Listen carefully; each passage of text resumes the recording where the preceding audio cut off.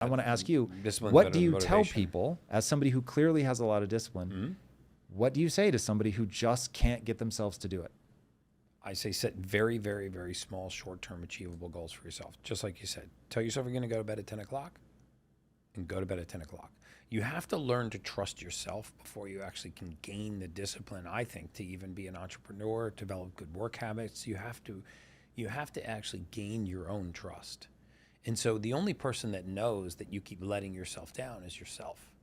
Right, so you go, you know what, I'm going to start working out tomorrow morning. Tomorrow morning, I'm going to go, I bought this weight set, I put it in the other room. Tomorrow morning, I'm going to get up, I'm going to do 25 air squats and 25 push-ups, and I'm going to do that breath work that I heard on Tom's podcast, and then you don't, right?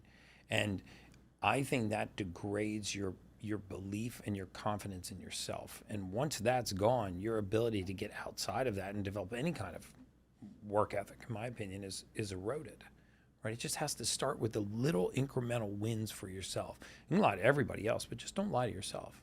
Right? I mean, you wake up in the morning and you say, okay, well, you know, I like what Gary said on that podcast, and it's not going to cost me a dime to wake up every morning. Within 30 minutes, I'm going to find a place to sit down, expose my skin to sunlight, and I'm going to do 3 rounds of 30 breaths.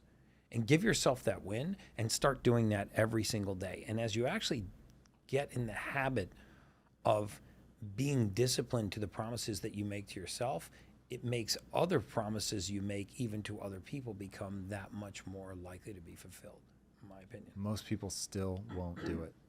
And I the know. reason I think they won't do it is there's 2 things. One, identity, but identity is ultimately going to be the outcome of wanting it badly enough.